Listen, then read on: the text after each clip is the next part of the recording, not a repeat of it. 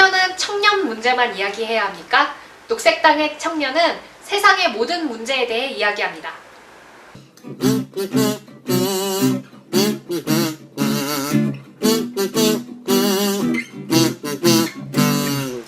안녕하세요. 녹색당 청년 정책 대변인 신지혜입니다.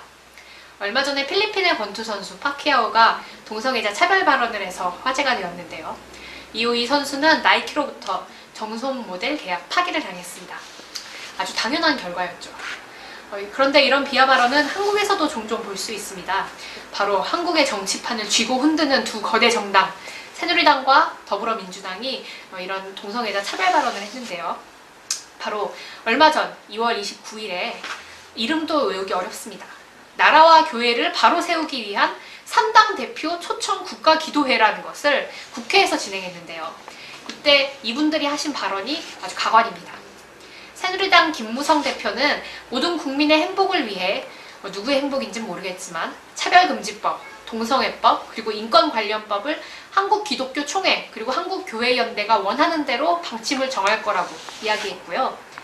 더불어민주당 박영선 비대위원은 차별금지법, 동성애법, 그리고 이슬람과 인권관련법을 절대 받아들일 수 없다며 특히 동성애법은 자연과 하나님의 섭리에 어긋나는 일이라고 밝혔습니다.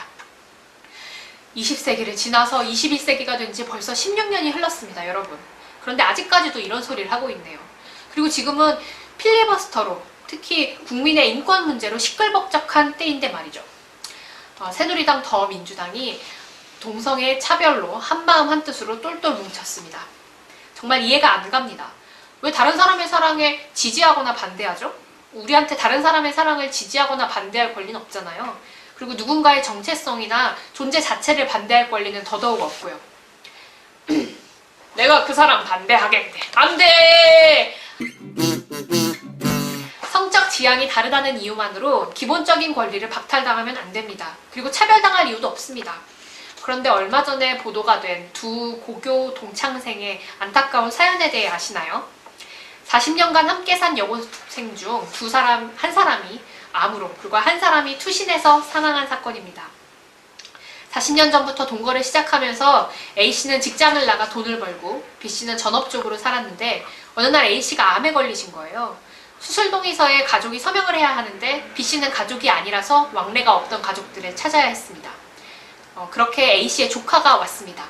그런데 그 조카가 A씨의 명의로 된 예금과 집을 사용하지 못하게 뺏어버리고 중환자실에서 병마와 싸우던 A씨 곁으로부터 B씨를 쫓아내버렸습니다.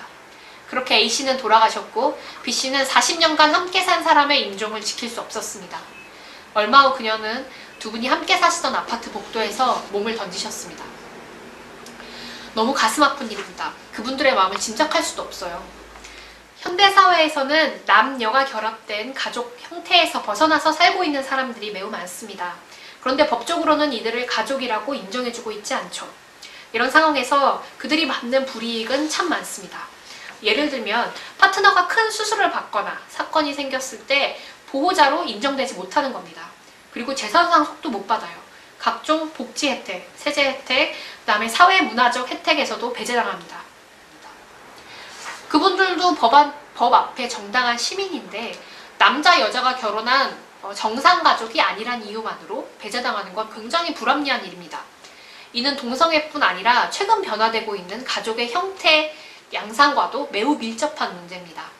그것이 동거하는 남여든 여여든 남남이든 같이 살고 사랑하고 그리고 그들이 원한다면 법적 가족으로 인정해줘야 되는 거 아닐까요? 벌써 수많은 나라들이 동성결혼을 법제하고 있습니다. 프랑스를 같은 이런 나라들은 동성결혼을 법제하고 있고요. 그리고 독일 같은 나라는 시민결합이라는 이름으로 다양한 가족의 형태를 인정하고 있습니다. 그런데 아직까지도 한국은 성소수자와 다양한 성정체성, 성적 지향, 그리고 다양한 가족의 형태를 인정하고 있지 않습니다. 그러니까 어처구니 없게도 거대 정당 국회의원이라는 사람들이 이런 말을 하고 있는 거예요. 녹색당은 한국에 대한 정당으로서 모든 시민들이 존재와 다양성을 보장받을 수 있도록 평등한 사회를 만들어 나가려고 합니다. 그리고 성소수자를 포함해서 모두가 법 앞에 평등하다는 것을 사회에서 법적으로 제도화시키겠습니다. 그래서 녹색당은 3월 4일 한국 정당 역사상 처음으로 동성 결혼 법제화를 정책 공약으로 발표하는 기자회견을 가지려고 합니다. 낡은 과거에 붙잡혀 살아야겠습니까? 녹색당은